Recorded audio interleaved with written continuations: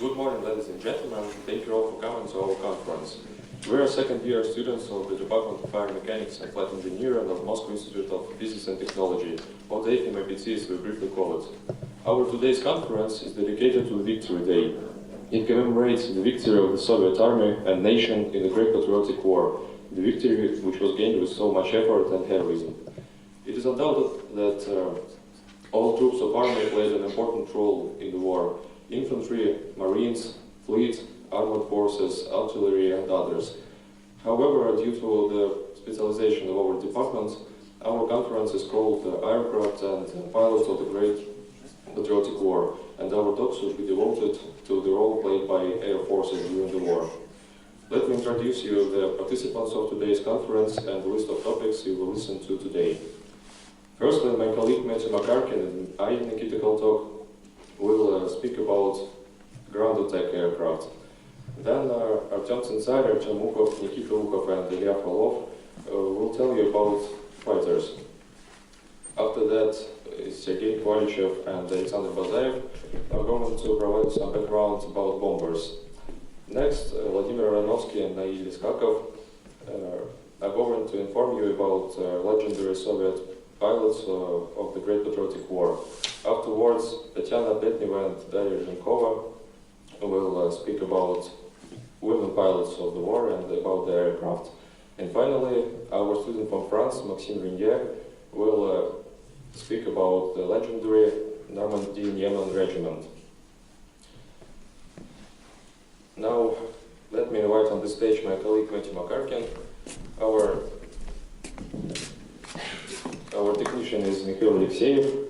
The theme of our presentation is the ground attack aircraft of the Great Patriotic War. We have divided our speech into 4 parts. At first, I will provide you with a short introductory part and speak about an aircraft called Il-2. After that, Matthew will speak about the aircraft which we will call Il-10, which will prepare the development of Il-2, and conclude our presentation. After our speech, we will have some time to ask you questions if you have some. Now, let us start. To begin with some facts about ground attack air forces. Its main tasks are the support of infantry, the destruction of enemy on the battlefield, and bomb assault attacks on ground targets. They usually operate at low altitude and should have strong armor and weaponry, which would be effective against infantry as well as vehicles and fortified buildings.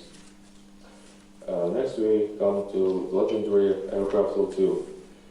Originally, the creation of the new ground attack aircraft in USSR was the initiative of famous Soviet constructor Sergei Vladimirovich Ilyushin. Il-2 was designed in Central Design Bureau in 1938. Now let's speak about some technical details. Il-2 was a single-engine, low-wing aircraft with a mixed wooden metallic glider.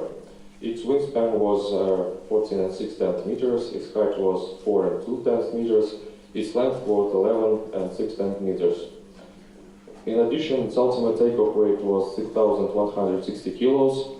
Its maximum speed was 414 kilometers per hour, operating sailing about 5.5 kilometers, and the length of flight 720 kilometers. The aircraft was equipped with a 12-cylinder water-cooled engine AM38, which power was up to 1,720 horsepower. The main feature of the aircraft was that its armor was included in its force scheme.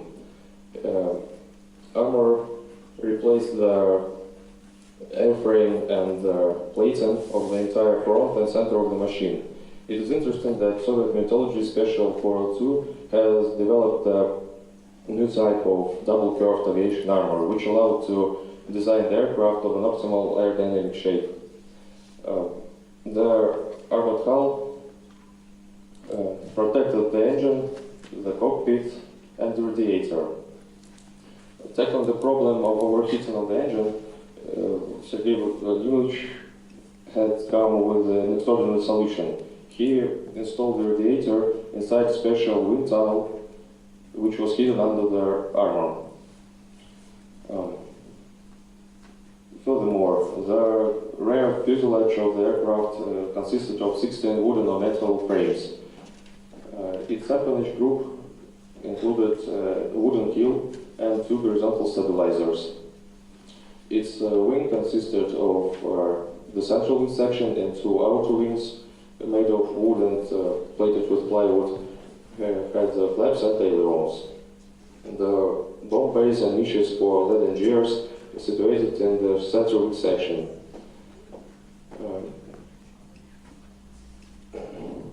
Furthermore, the two machine guns and two cannons were also installed in the central wing section.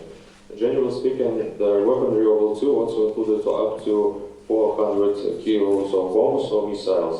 They installed under the wings. Furthermore, there were a shooter who protected L2 from attacks of fighters from back. Here is his seat. In fact, firstly, evolution refused from the shooter in order to satisfy the requirements of the speed of light and the length of light.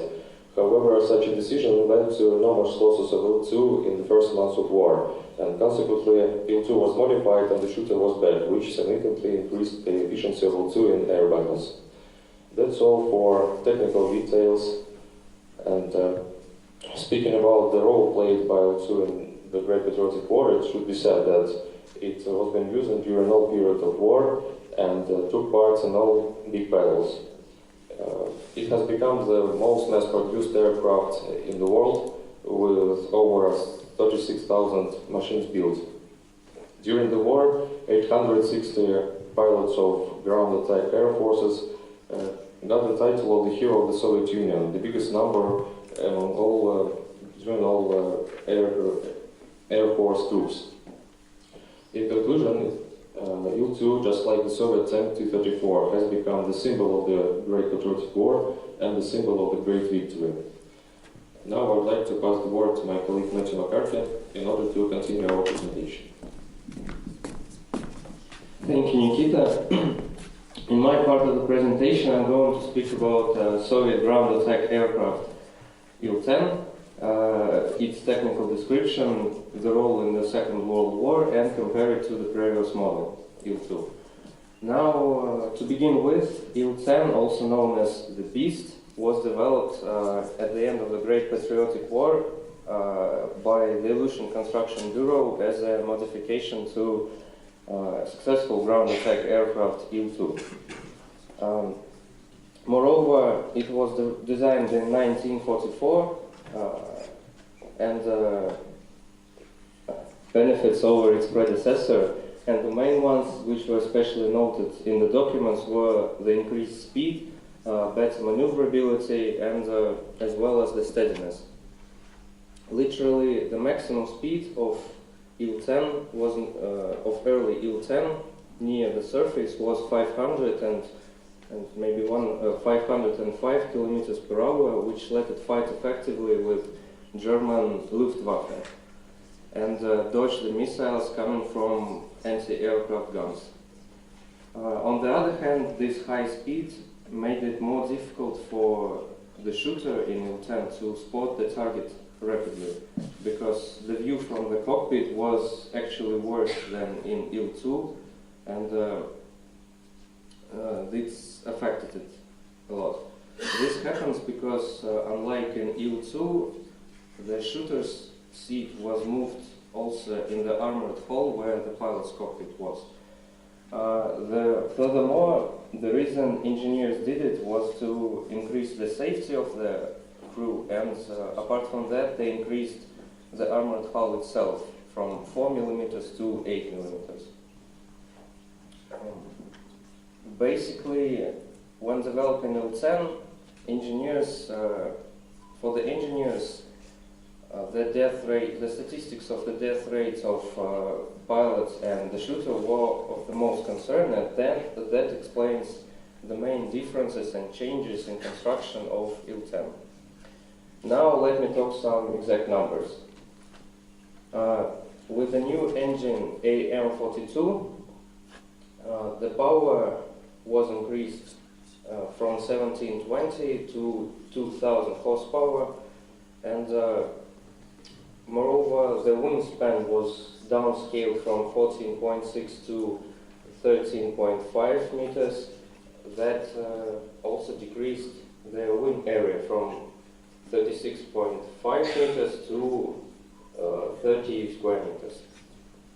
As for the armament, it mostly remained the same, and the bombing and shooting were carried out the way they were performed in Il-2.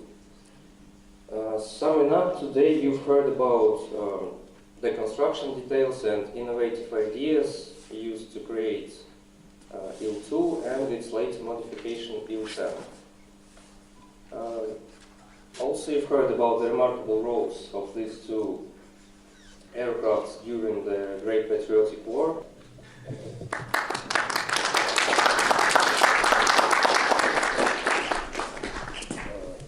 Now I would like to invite on the stage Artyom Tsensarь, Artyom Ukov, Nikita Ukov, and Ilya Frolov, who will tell you about fighters.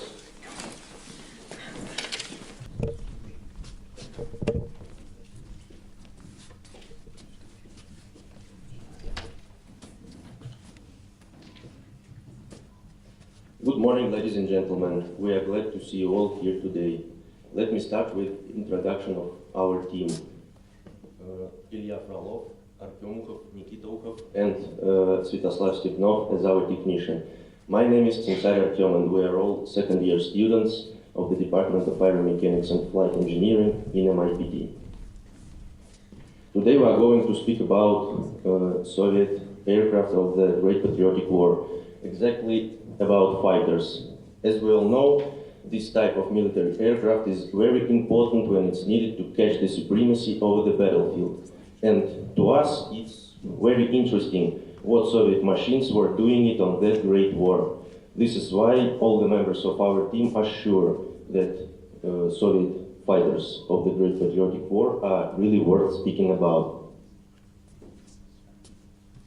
From all the fighters which took part in the Great Patriotic War, we have chosen I-16, Yak-9, MiG-3 and La-7 as the most interesting to us. And we will tell you about them one by one in every part of our presentation. And now I start with I-16. I-16 was a single-engined piston monoplane fighter aircraft designed in the Polikarpov Constructing Bureau under the leadership of Nikolai Nikolaevich Polikarpov himself. The machine was put into operation in 1934, and it turned to be the first in the world high-speed fighter with retractable chassis. Going a bit deeper into technical details, it's worth mentioning that I-16 was equipped with Wright Cyclone and Bristol Jupiter engines produced in Soviet Union according to a foreign license. The monocoque type fuselage was made of plywood and consisted of two parts put together with a special glue. The frontal part of fireframe was covered with plywood and the back one was covered with aluminum. The carcass consisted of 4 spars, 11 bands and 11 stringers, which were all made of wood. I-16 had one interesting constructive feature. It had an enclosed cockpit at the beginning of its serial producement, but then the configuration of cockpit was changed to an opened one, which was very unusual. The decision to change the configuration of cockpit was taken by pilots, because the enclosed cockpit significantly limited the viewing angle and made the machine hard to escape in an emergency. For the times when I-16 was just developed, it was a very progressive machine and one of the most high-speed fighters in the world. To Soviet pilots, it brought a great success in the military skies over Spain and Khalkhin River, but by the beginning of the Second World War, Germans already had the Messerschmitt fighters, which were faster than I-16. However, in hands of an experienced pilot, I-16 still could fight against Messerschmitts as an equal, due to its great maneuverability, which was achieved by the usage of unstable aerodynamic scheme. Such great pilots as Kalalikhin and Alelyukhin were fighting very successfully against Messerschmitts and Focke-Wulfs sitting in the cockpit of I-16.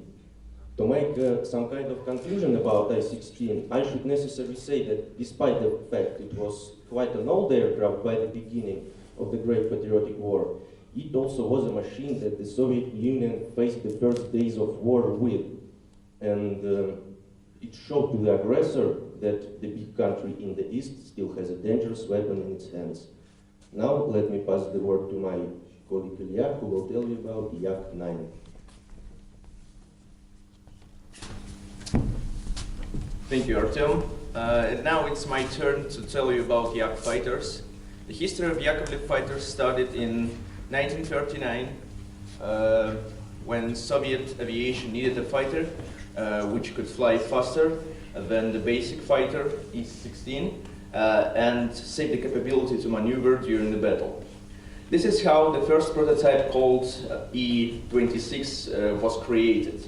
Later, it was developed to the fighter we all know as Yak-1, and this was the beginning. Now, let's go further, and I will tell you about the most mass-produced Soviet fighter of all time based on Yak-1. It is Yak-9. Yak-9 is a single-engine aircraft, fighter aircraft, and it arrived at front at the end of 1942. Yak-9 had lowered rear fuselage decking and all-around vision canopy. Its lighter airframe gave new aircraft flexibility that previous models had lacked. The fighter remained in production from 1942 to 1948 with around 17,000 builds. And Yak-9 represented the further development of successful Yak-7, taking full advantage of combat experience from its predecessor. And greater availability of duraluminum allowed lighter construction, which in turn permitted various modifications to the basic design. Now let's go straight to the characteristics. So as you can see by these characteristics, Yak-9 is significantly smaller than modern fighters. Yak-9 was powered by Klimov M105 liquid-cooled piston engine and could fly at the speed of 600 kilometers per hour. Also, the fighter was armed with one 20mm Schwab cannon and one 12mm UBS machine gun. Yak-9 had 22 variations, and I am unable to encompass them all in this short presentation, but I would say that these variations carried 2 different types of wings, 5 different engines, 6 different fuel tank combinations, and 7 different configurations of armament. Yak-9 was first saw in battle in the late 1942 during the Battle of Stalingrad. Yak-9 at low altitude, Yak-9 was much faster and more maneuverable than its main foe, Messerschmitt Bf-109. Soviet pilots regarded Yak-9's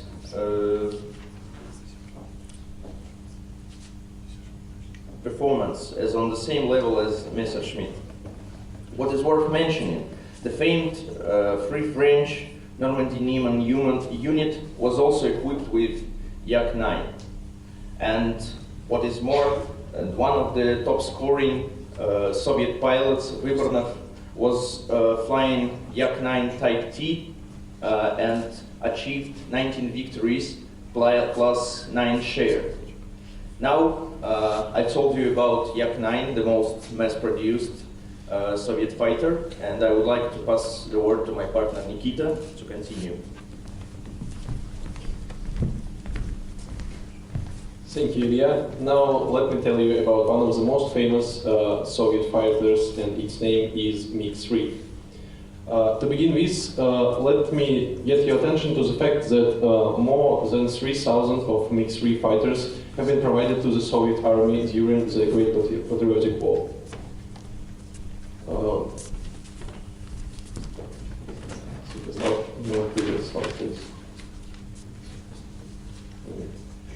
It's still not MiG fighters.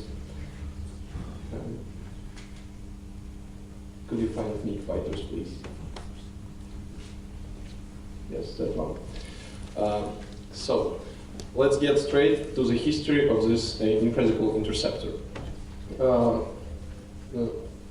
It starts in the construction department of Nikolai Nikolaevich Polikarpov, who was a famous Soviet aircraft designer, as the preliminary design of the predecessor, the MiG-1. The predecessor of MiG-3 was done there. Then the project of the high-altitude fast fighter was given to the team of engineers and designers led by Artem Mikoyan and Mikhail Gurevich. In 1940, the very first MiG-1 was created, and after some experiments, its disadvantages such as poor flight lengths and lack of stability became obvious.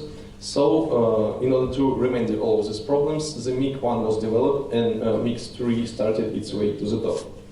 So, let's get straight to the characteristics. Let me read it to be more precise. It included a crew of one pilot. Its length was 8.25 meters. Its height was 3.30 meters. Loaded weight of this fighter was 3 tons, and it was powered by Mikulin AM-35A.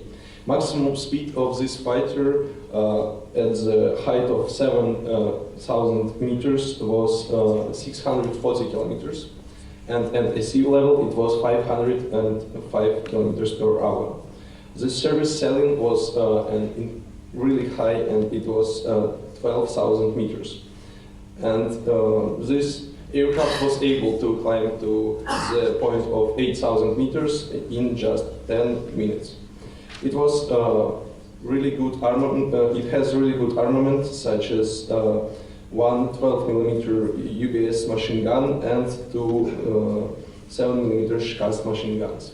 Also, it was a possibility to carry 2 100 kilo bombs and 2 spray containers for chemicals, gas, or flammable liquids. Such great characteristics gave a lot of Soviet pilots an opportunity to dominate in the sky, and moreover, the most famous Soviet pilots started their career on this aircraft. For example, Alexander Ivanovich Pakrushkin had get to his first victory against the German fighter, against the German plane on this aircraft. Alexander Ivanovich was famous for his vertical maneuvers, and this high-altitude fighter was a really great plane for that. Yuri Alexandrovich Antipov, Alexei Nikolaevich Katvich, Mark Lazarevich Galay, all heroes of the Soviet Union, had also flew on this aircraft. It must be said that MiG-3 was a plane that was widely used in Soviet Territorial Air Defense Organization, and its high altitude performance was a really great feature for that. Unfortunately, there is no MiG-3 fighters survived till nowadays.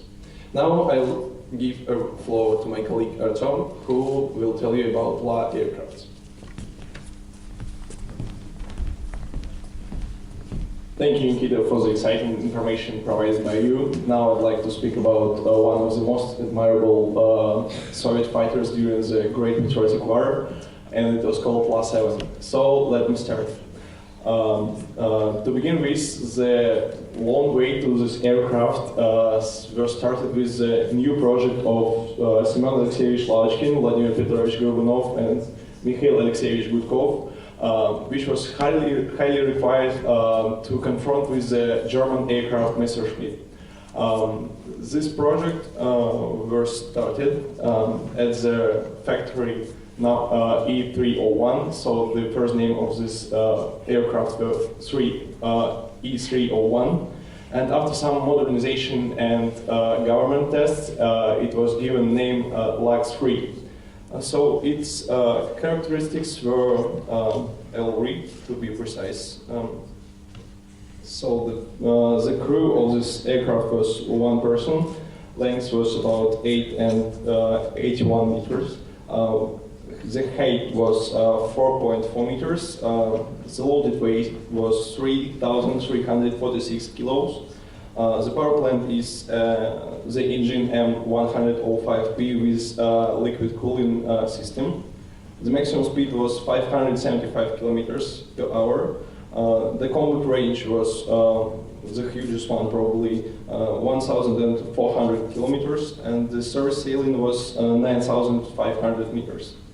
It should be mentioned that this fighter was fully built from wood, which was kind of essential advantage to the beginning of the Great Patriotic War, because there were lack of aluminum in our country, and also we were highly required the cheap aircrafts.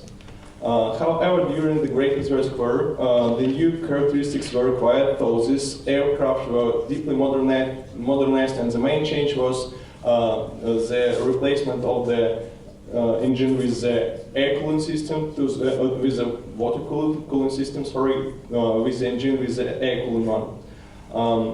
This fighter was called La-5, and it was one of the best fighters during the Great Patriotic War. However, some defects were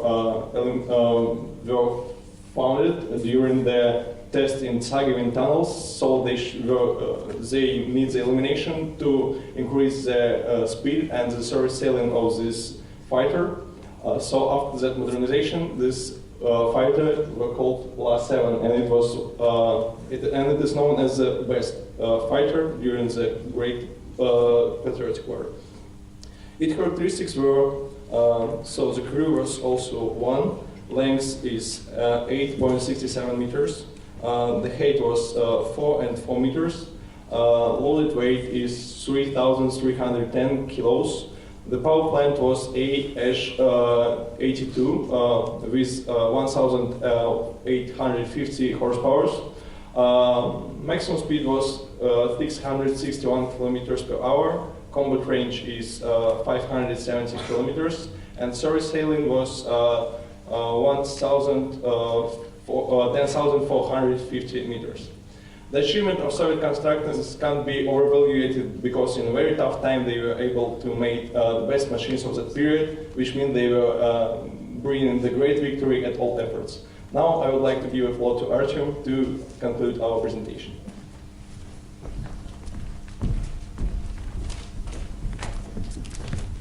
Dear guests and participants, you have just listened about such great Soviet fighters as I-16, Yak-9, MiG-3 and La-7. Of course, they do not make a full list of interesting fighters which took part in the Great Patriotic War, but the ones we have chosen for our presentation, which, by the way, has gone to an end, and now you are welcome to ask your questions. Question for Tom. You said that I-16 had aerodynamic stability. What exactly does it mean? Thank you for your question. In airframe of the aircraft, we have two interesting points, which are aerodynamical focus and center of mass. And the closer they are, the more unstable the aerodynamic scheme is. The more unstable it is, the more maneuverability we can get from the aircraft, but it will be much harder to control it in the flight.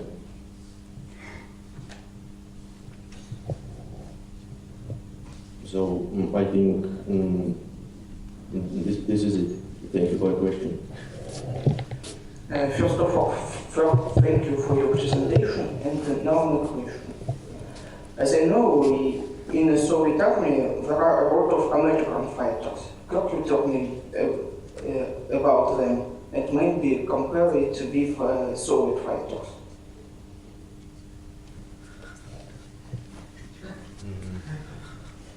Maybe you mean such ones as Spitfire or Aero Cobra, which, for example, took part in the Great Patriotic War on the side of Soviet Union. But You will be able to hear about them in the next part of today's conference. Okay, thank you. Thank you for your presentation. And how do you think, what is the most powerful plane of those four which you presented?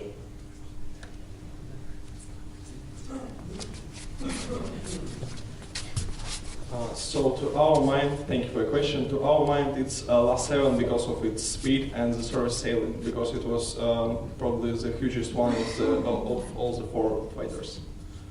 Okay, thank you. Thank you.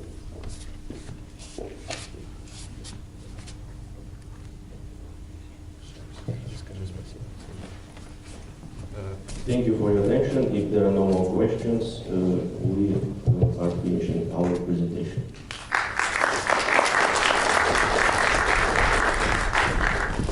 Thank you for your presentation. And now I'd like to invite on stage Sergei Kovalchev and Alexander Blazaev, who will speak about bomber aircraft.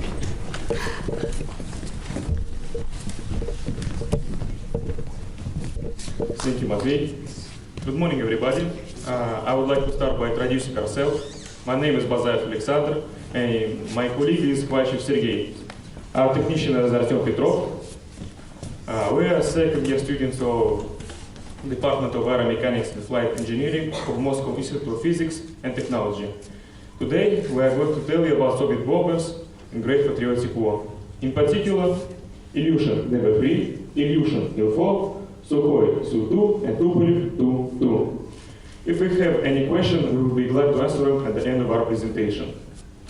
Firstly, I would like to start by telling you about Ilyushin DB3. Its concept, first formulated by Sergei Ilyushin in 1933, was revolutionary for that period.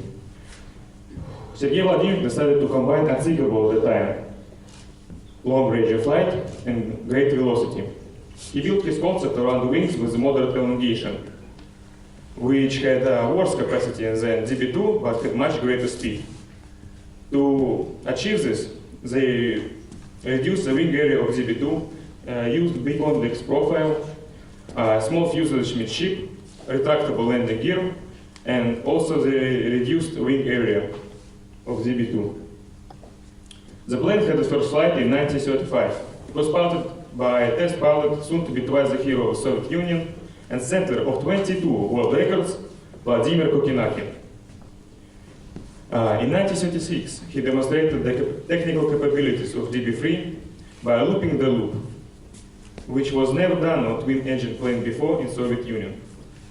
Moreover, in 1939, he flew 8,000 kilometers long non-stop flight from Moscow to Moscow Island of North America. However, at that stage, the plane was very different from its well-known model. Aviation was developing at breakneck speed in 1930s. Therefore, Sergei Vladimirovich design department had to modernize it for next 10 years without stops. Over 10 variants of DB3 were developed. As we can see on example of the serial model of DB3, DB3B, it had a practical range of almost 4,000 kilometers. Maximum speed was over 400 kilometers per hour, and bomb load was almost 2 tons. In contrast, Petlykov P2 had twice half as much carrying capacity, half as much range of flight, while maintaining the same flight speed.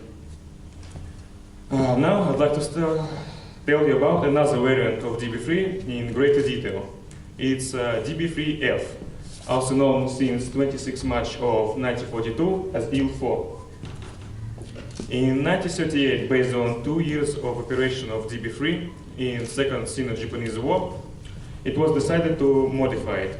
Its fuselage was redesigned according to new production of Douglas DC-3. Aerodynamic characteristics were greatly improved, and the new engines were installed. Hatch on the bottom was made to get wind of blind spot area, and fourth member of the crew was introduced. Although the latter displays the symmetry even more to the tail, making plane more stable. Let us look at characteristics. As we can see, wingspan was the same, but practical range was increased. Also, we can see that maximum speed was decreased due to increasing weight. Weight was increased due to change from zero aluminum to wood and steel, due to shortage of the aluminum in the Soviet Union in the first years of war. Notably, both DB3 and DB3F were used in long-range bombings against Berlin in 1941.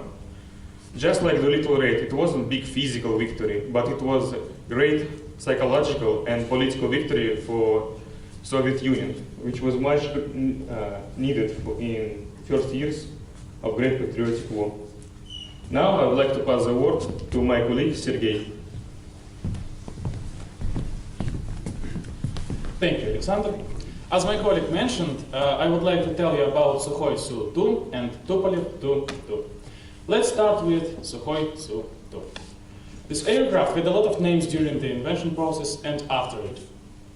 Its first name was ANT-51, Andrei Nikolaevich Tupolev, because it was designed in Tupolev's bureau by Pavel Sukhoi's team.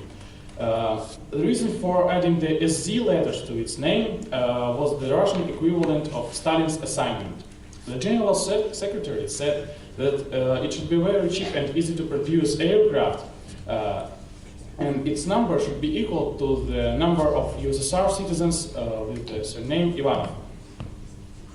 Its final name was Ivanov ANT-51 SZ before its first flight, which was made on the 25th of August in 1937 by Mikhail Gromov.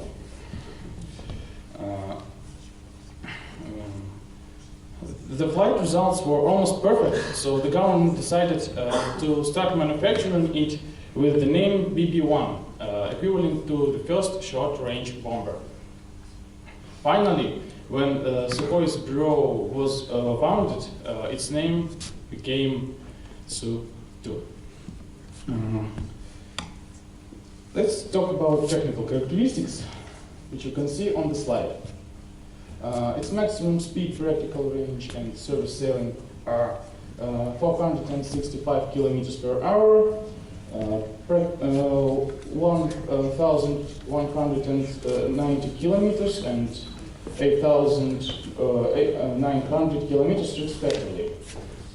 Land height, wingspan, and wind area are 10.46, 3.94 meters, wingspan is 14.3 meters, and wind area is 29 square meters.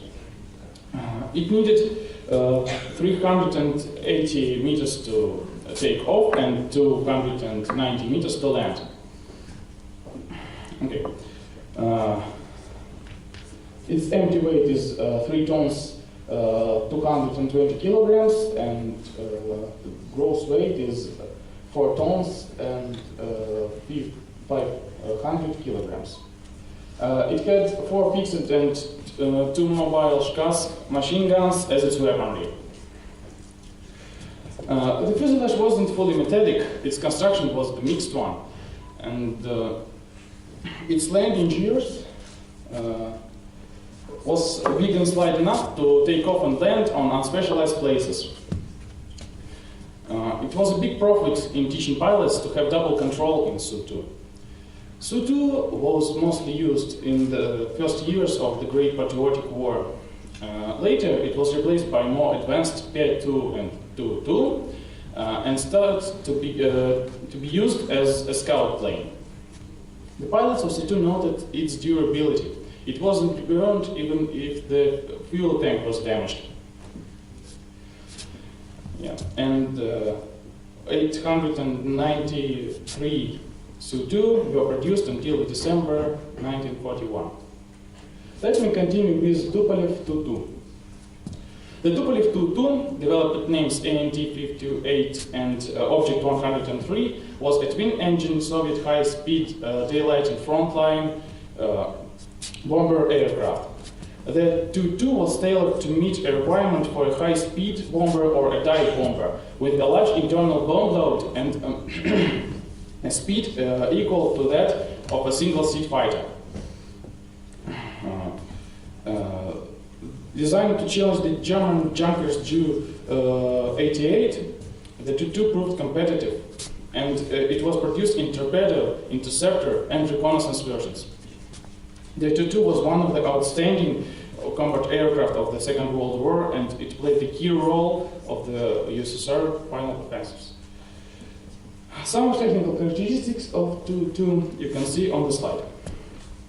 It had 13.9 meters length and 18.8 meters wingspan, with max takeoff weight 11 tons 360 kilograms.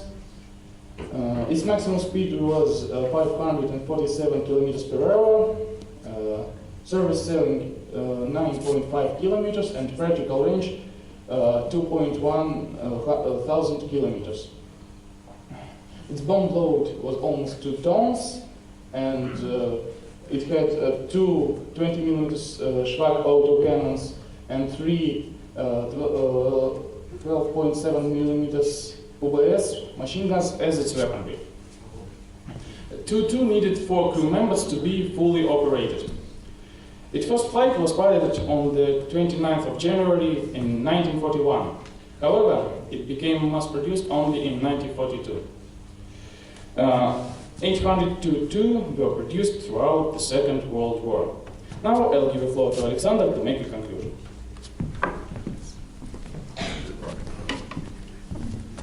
Thank you, Sergey. In conclusion, I would like to express our gratitude to the greatest minds of Soviet aviation and courageous pilots and mechanics, which work greatly contributed to the victory in Great Patriotic War. Now, if you have any questions, we'll be glad to answer them.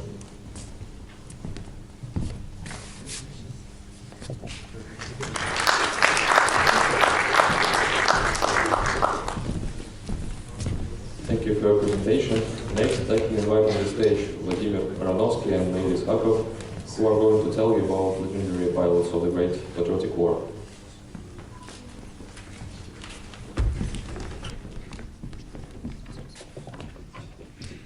Thank you. My name is Vladimir Baranovsky. This is Melis Hakov.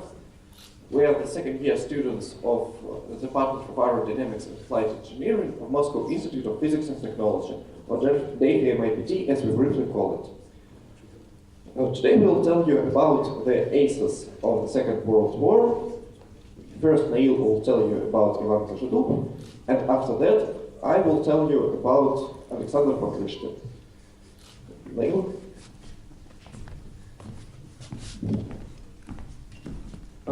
My part of the presentation is devoted to Ivan Nikitovich Koshedub, a Soviet military aviator, a fighter ace and chief marshal of aviation. In the beginning, I would like to introduce you to the biography of the well-known hero. Then we will continue our acquaintance with his participation in the Second World War, where I will cover some curious episodes of his career. Ivan Nikitovich Koshedub was born in the 1920 in the village of Razhivka. In 1940, he entered the Chugov Military Air School, and then he joined Soviet armies, started to instruct young pilots to fly. But the school didn't let him go to the front in case he had prepared young people. In 1942, he was transferred to the unit which was one of the first to receive new Lafayette aircraft. The aircraft he flew until 1944. It's important to notice that he reached a great success during the war. He started as a junior lieutenant and finished as a deputy commander. And after the end of the war, he took part in the Korean War. He died in 1991. Let's move to the next part of my speech, which is devoted to the Koshedub's achievements during the Second World War. Next slide, please. First of all, I would like to give you some numbers. He has 64 confirmed short enemy vehicles, more than 330 combat missions, and 120 aero engagements. It is a must to mention that he was awarded 3 times as a hero of the Soviet Union.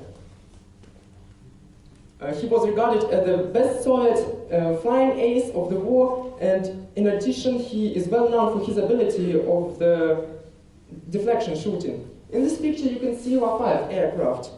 It was the first kind of the aircraft which was used by Ivan Nikitovich. The plane, the La-5 fighter was adaptation of the Lag-3 to fit new engines, to fit new air-cooled engine RH-82. Finally, the plane had better maneuverability, acceleration, speed, and climb rate. Most of the victories Nikitovich won on this plane. The second flight, please. The first flight could be the last for him, and he didn't shoot down any aircraft there. What is more, he was under attack of the anti-aircraft guns. But he dealt with this unfortunate, and in the 6th of July, in the Battle of Kursk, he shot down his first aircraft, Junkers Ju-87. After this fight, he took part in many flights all over the world. Next slide, please. Later, in August 1944, he used a new La-7 fighter, which was an improvement, refinement of the La-5. Overall, La-5 surpasses La-5FN, the modification of the La-5. With maneuverability, speed, and especially in landing characteristics. Next slide, please. Now I want to give you some information about curious episodes of his war career. The first was battle with Messerschmitt and E-262, the first jet-powered aircraft used in the Second World War. It was faster and more heavily armed than any Allied aircraft. It happened accidentally. Kozhedov's fellow started to shoot first. It forced Messerschmitt to maneuver towards Ivan Nikitovich, and eventually he reached a close distance and destroyed this airplane. The next slide, please. The next moment I want to mention is Kozhedov's fighting against the American airplanes. At the end of the war, he helped the American B-17's flying fortress, covering them from the attack of Luftwaffe by Luftwaffe aircrafts, but after that he found himself under attack of P-51 Mustang from B-17 escort. He defended himself by shooting down 2 of them, but after that he didn't recognize them at first. He just turned around, shot both of them, and after that he realized that they were American airplanes. But nothing happened between the countries in case the survived pilots told that it had been a German Focke-Wulf. Next slide, please. What is more, on the 6th of May in 1945, a group of American B-17's flying fortress with escort entered the territory of the USSR. The Soviet Air Force warned them that they had crossed the border of the country, but American group answered by shooting with machine guns. Ivan Nikitovich took part in this presentation, or in this battle, and in 20 minutes, 3 invincible flying fortresses were crushed down. Well, at the end of my presentation, I would like to mention that Ivan Nikitovich was a great aviator, instructor, became a hero for many young people. His hard work and talent led him become an outstanding aviator, defender of the motherland where we live now. Well, this is the end of my part, and now I give floor to my colleague Vladimir, who will acquaint you with another well-known hero.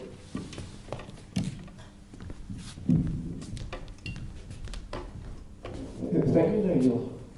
To continue our presentation, I will give you some information on the second most effective fighter pilot of the USSR, an ace and innovator, Alexander Ivanovich Pokrishkin. First of all, I will give you a short overview of his biography. After that, I will give you additional information on the planes he piloted, and finally, I will elaborate on his air combat tactics. Next slide, please. First of all, let me introduce you to our hero. Alexander Ivanovich Pokryshkin was born on the 6th of March of 1913 in Novonikolaevsk, which is nowadays Novosibirsk, in a family of a factory worker. He got the aviation bug at the age of 12. In 1932, he enrolled into the Red Army, where he finished the third term aviation school as a technician.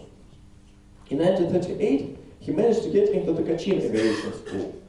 And after he finished it in November 1939, he was enrolled into the 55th Fighter Regiment. When the war started, he began to write down the details of his encounters, as well as the ideas of how he could improve the tactics. 1943 was the star year for Pokryshkin.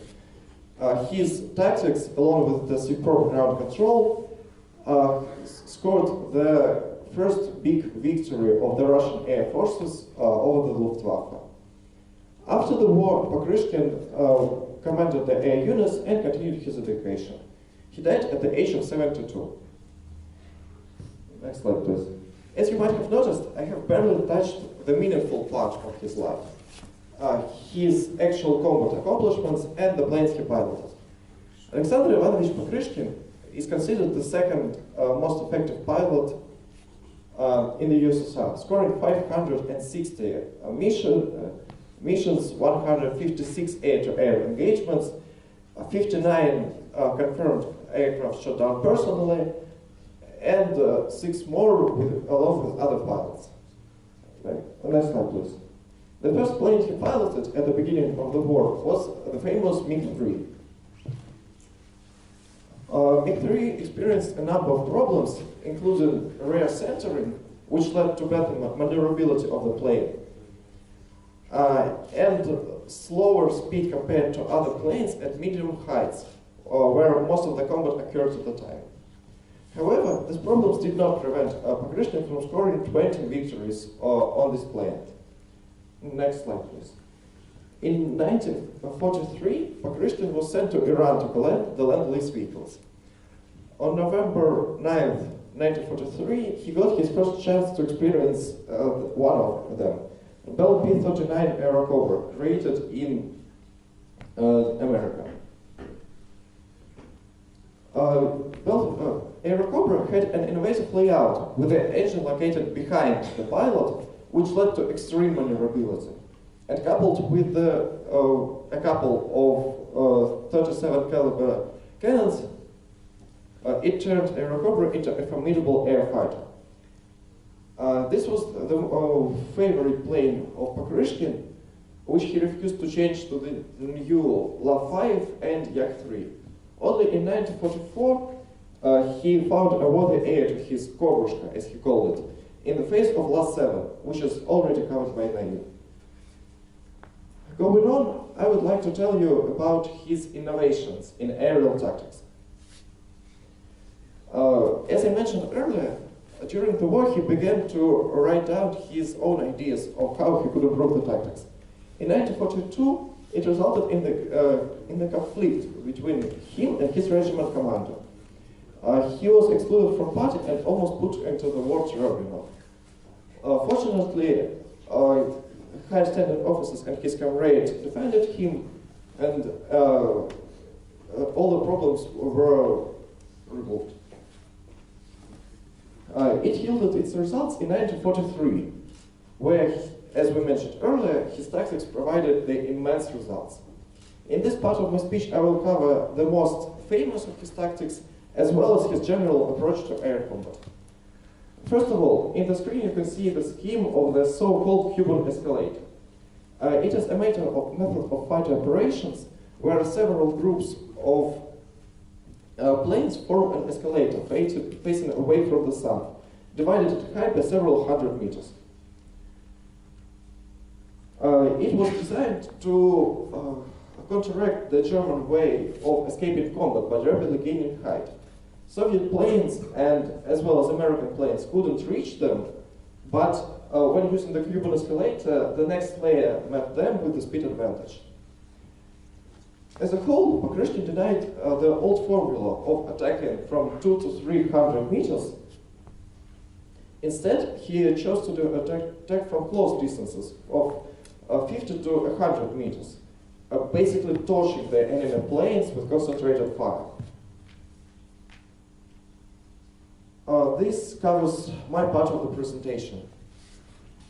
To conclude our whole presentation, I would like to once again point out the immense skill and force of will of these people.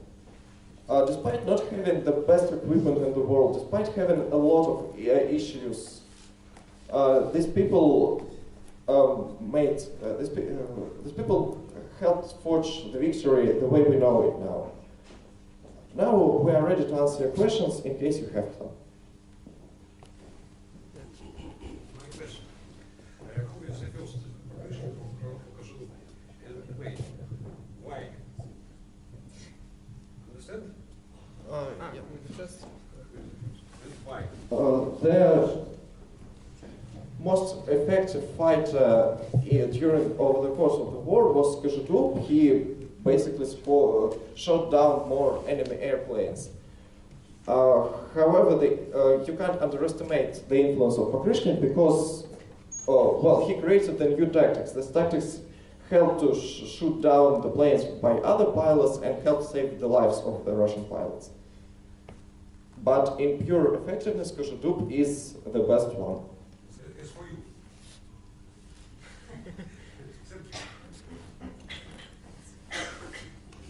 Personally, for me, Patriotic would be the first because, well, I really love the way his mind worked and the way he pushed his innovations through all the problems he had in the way. Thank you for your presentation. You say what Patriotic's favorite airplane was Air Cobra. Why he thinks so? Oh, well, as you could have noticed, it was a direct improvement over the MiG-3, but, well, it was a later plane. But Air Cobra, with its innovative layout I mentioned, provided the immense maneuverability, and it fit the style of Patriotic really well. It had a great armament at close distances. It had the immense maneuverability and good speed that helped him reach his targets and escape alive and with his plane intact. I think that is the most important reason he loved his Air Cobra so much. And it was a great plane overall. Thank you for your question. If you don't have any more questions, we have finished our presentation.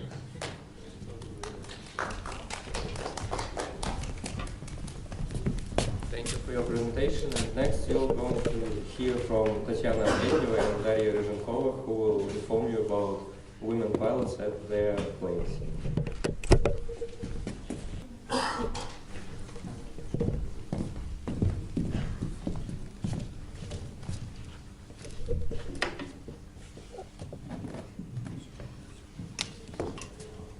Good afternoon, ladies and gentlemen. We are glad to see you here today.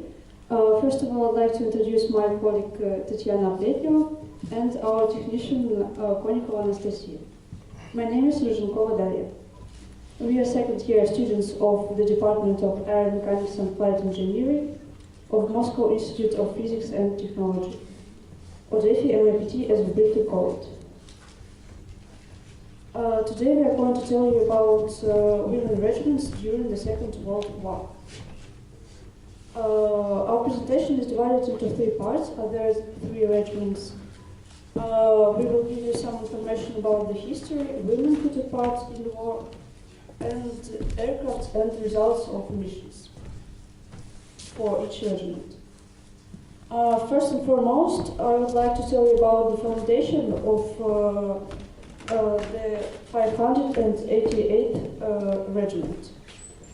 Marina Raskova, a famous Russian aviatrix, used her influence with Joseph Stalin to form three women regiments. And in 1941, they were formed. The Night Bomber Regiment struck such fear into the enemy, so the Germans called them night witches, a name the women adopted with pride. The night witches, led by Major Evdokia Bershanskaya, was made entirely of women volunteers about 20 years old.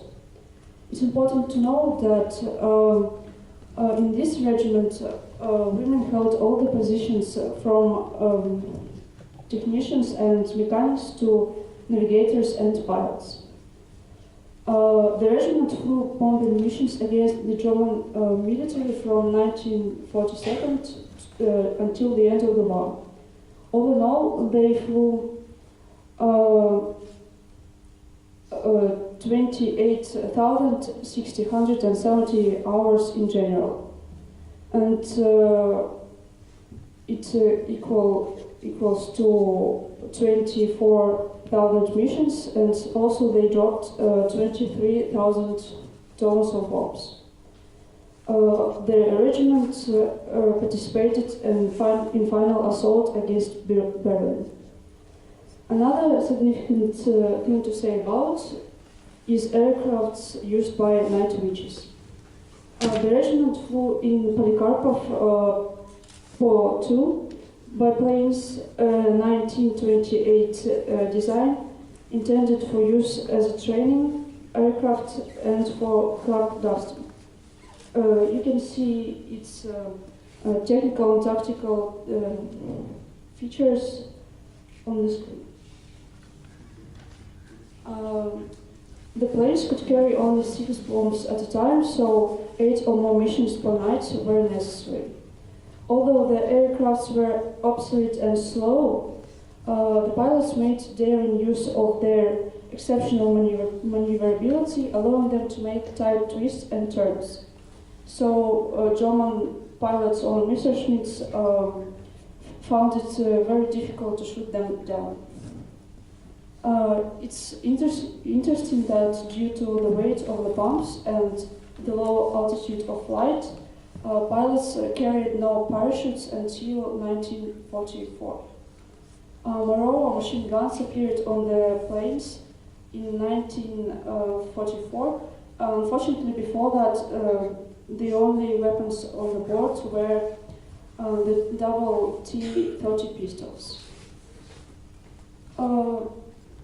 While Elliott bomber crews might fly from 25 to 35 missions before being released, Soviet pilots usually fought from the moment they joined up the army until they were killed or the war ended. It's important to know that 23 of night witches were made heroes of the Soviet Union, and as a result of the war, 31 women in the regiment died in combat. It's more than 25% of its aircrew. That's the end of my part. Now my colleague Tatiana will tell you about the fighter regiment number 586 and women regiment number 587. Thank you, Daria. Well, first of all, let's speak about 586 Fighter Regiment, named after Marina Raskova.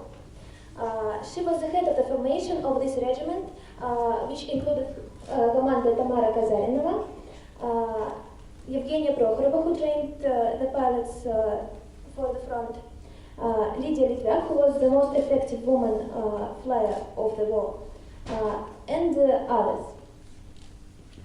The pilots shielded large industrial centers and railway junctions from enemy bomber raids. Furthermore, they conducted 125 air battles, shot down 38 enemy aircraft, and 42 enemy aircraft were hit. More statistics you can see on the slide here.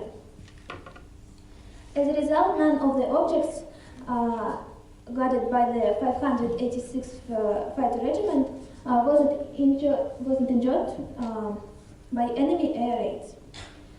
All the personnel of the regiment were awarded orders and medals. Now let's take a closer look at the regiment planes. The Yakovlev Yak-1 fighter. Production of this plane began in early 1940s. It was a single-seat monoplane with a composite structure and wooden wings. The design of this aircraft is mixed. The girder frame of the fuselage, which is welded from steel and prehensile tubes with internal cross braces, making a single hole with a motor arm.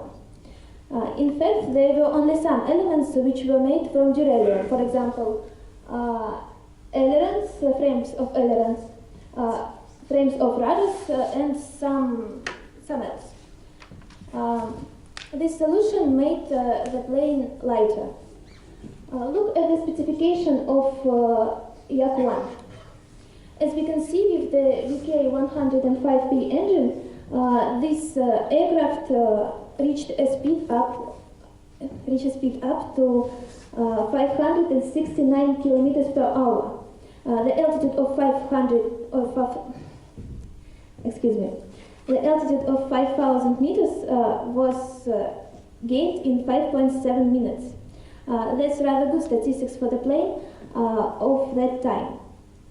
And now let us turn to the next women regiment, number 587, which was later called number 125. It was a bomber regiment which was organized by Marina Raskova and Lina Yeliseyeva. Some pilots you could see on the slide, on the previous slide. The pilots went through a glorious battle route from Volga to the shores of the Baltic Sea. And they made more than 1,000 air battles, dropping about 1,000 tons of bombs. For excellent fighting and heroism, this regiment was awarded the orders of Suvorov and Kutuzov of the second degree. Let's move on to the planes. The regiment received at the disposal the Patriotic P-2 dive bombers, which was regarded as one of the best aircraft, ground attack aircraft of the war. Originally, it wasn't supposed to be a bomber at all, and designed as a high-altitude escort fighter. However, more bombers were needed during the war, and that is why it was redesigned in the dive bomber. Being fast, maneuverable, and durable, it has the possibility to use dive bombs. The scheme of this you can see on the second picture, and as you can see, it increases the accuracy of the bombardment. Then horizontal flight bombardment. Pay attention to the tactical and technical characteristics of this plane. In terms of speed, the bomber was not inferior to many fighters of these years. Moreover, it turned out that this plane is capable of performing aerobatic figures. As a result, the P-2 was the most mass-produced aircraft of the war because it has good characteristics and has a good accuracy of bombardment. In the end of our presentation, I want to give the floor to Daria, who will sum up all information that you heard.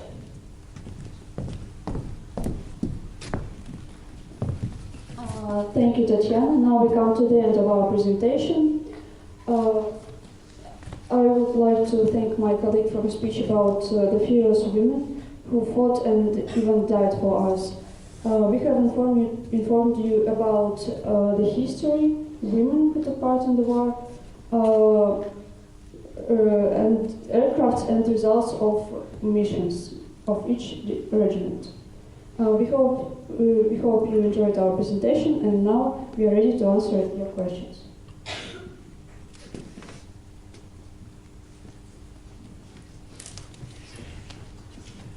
First of all, thank you for your presentation. I've got a question. Could you tell me some more interesting facts about the women from the regiments? Thank you for your question.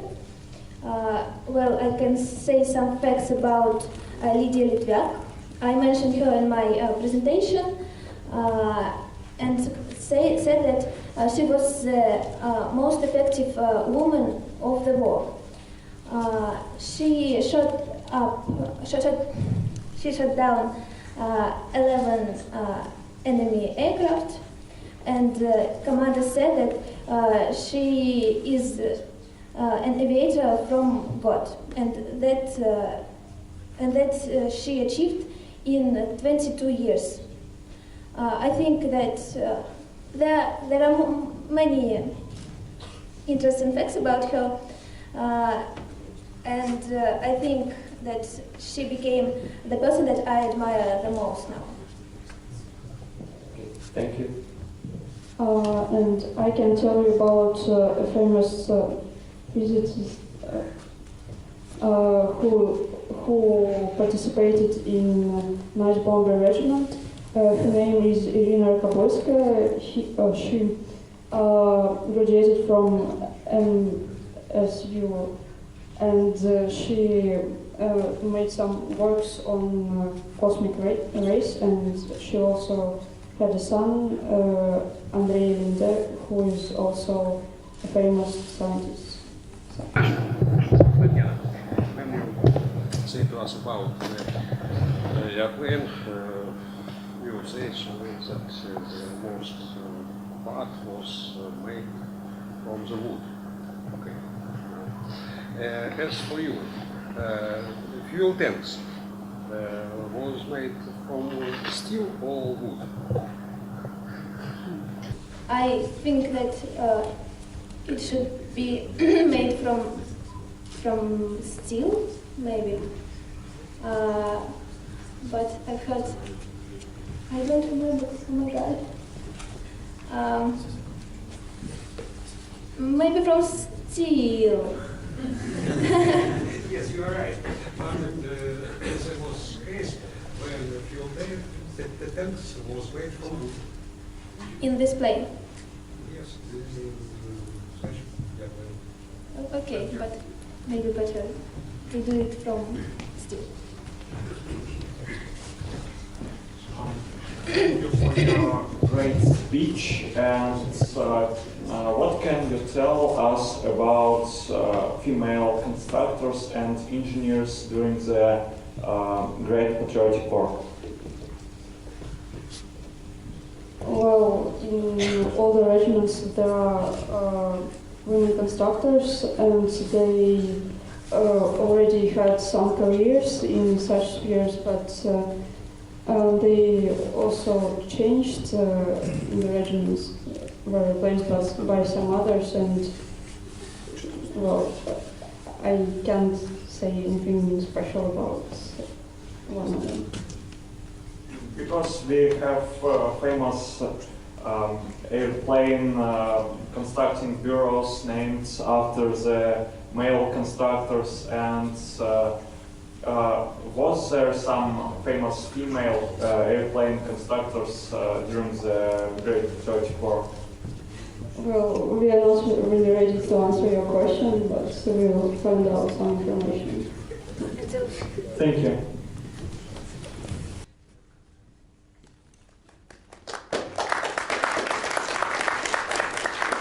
Thank you for your questions. Now we are going to our presentation. Thank you for your presentation. Now I'd like to invite on the stage our next participant, Maxim Renier, who are going to speak about legendary Normandy Yemen regiment.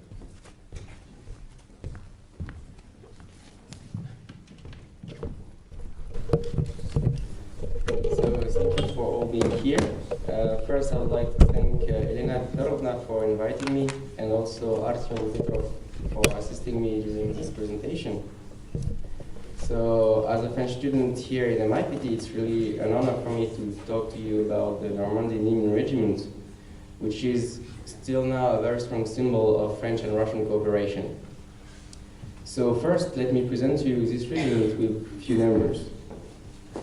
So, 5,240 missions accomplished, 869 fights, 273 confirmed victory, and 37 probables.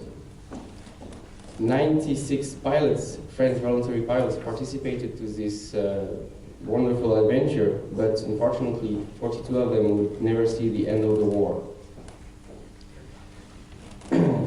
Those pilots were not afraid to take risks to fight against Germany and barbarism. So first, I would like to tell you a bit about their history. In the second time, I will speak about another member of the regiment, the aircraft themselves, the Yak. And finally, I'll tell you about how the memory still lives on. So the adventure of these pilots started with the defeat and occupation of France in 1941. But fortunately, some people still wanted to continue fighting against Germany. Among them were pilots. They were recruited in different units of the French Free Army. The first unit was called Alsace, a French region of France. The second one, Île-de-France, and the third one would be named Normandy, and would fight on the Eastern Front alongside the Soviet Union. So the first pilot arrived in Russia in 1942, and during the winter they would train on the new aircraft and get used with the Russian language. In 1943 they started their first mission, mainly escorting P-2 bombers. They show great ability and strength against the German and would gain the respect of their Russian allies. At the end of the year, new French pilots would come to make out the losses, but in the meantime, all the French mechanicians would leave to continue other operations.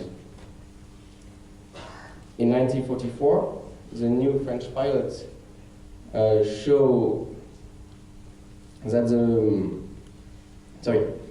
new French pilots show that this unit would be considered as one of the best units of the Soviet Union. And they continue doing great deeds and showing great boldness during the operations. They participated in many battles, such as the battle for Königsberg, which is now known as Kaliningrad. And they also participated in the battle above the river Niemen.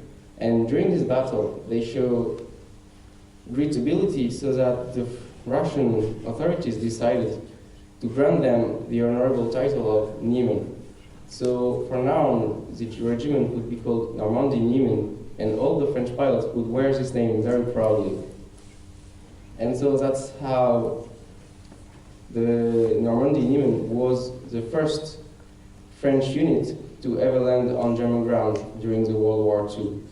And a few days later, the two lieutenants of the regiment would receive the title of Heroes of the Soviet Union. They continued fighting against the Germans until the end of the war, and on the 12th of April, they gained their last victory against a Focke-Wulf. But unfortunately, a few hours later, the pilot who shot down this plane was also killed. He was the last member to die during the war. So now let me tell you about the other very important member of the Normandy-Niemen, the aircraft, and namely the Yak. So when the French pilots arrived in Russia, they were given a big choice of aircraft. Among them were British and American aircraft, but they decided to choose the Yak-9 aircraft as the main fighter. And it really pleased the Russians to see that French prefer a Russian-made plane over Americans and British.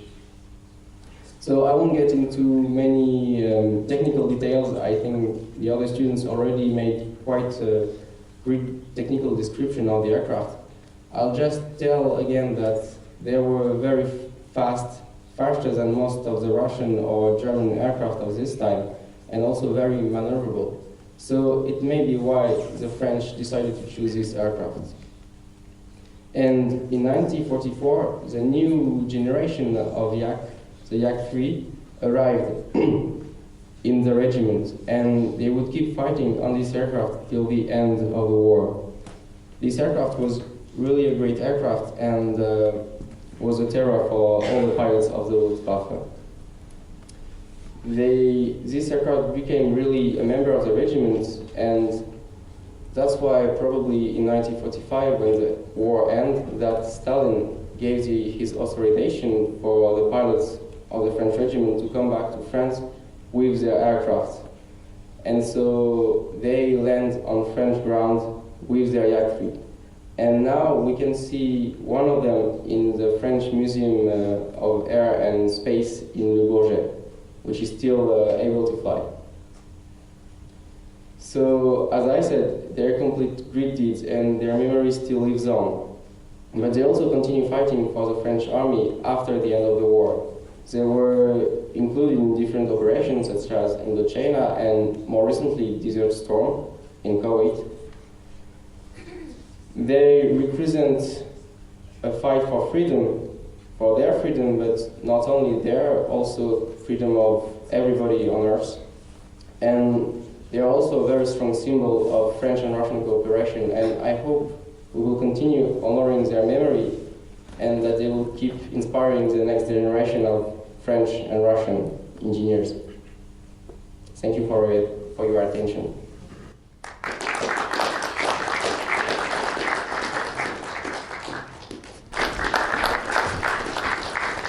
So that brings us to the end of our conference related to the Victory Day and the huge role of Soviet air forces in the Great Patriotic War. And now I would like to invite on stage the representative of Foreign Languages Department, Olga Yurievna Belova, who will speak on behalf of the teachers of Foreign Languages Department.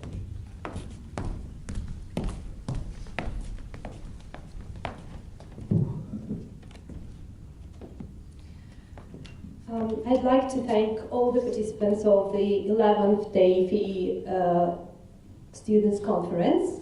It's a great honor for me to stay here, and thank you all. I can say that this year's conference was devoted to the victory, and it's a great opportunity for our students to commemorate the victory and the heroism of our nation. And what is more, I'm glad to say that this year's conference is really international, thanks to our DEFI student participant from France, Max Renier. And we would like to welcome our international students to take part in our further forthcoming conferences. So finally, many thanks to the organizers and the teachers of Foreign Language Department who assisted our students during their preparation for this conference. And I'd like to highlight the significance of such conferences as they give an opportunity for our students to practice their skills in giving speeches and presentations, which will really help them, and they will apply their knowledge and skills in their future careers and work. So thank you all for coming today.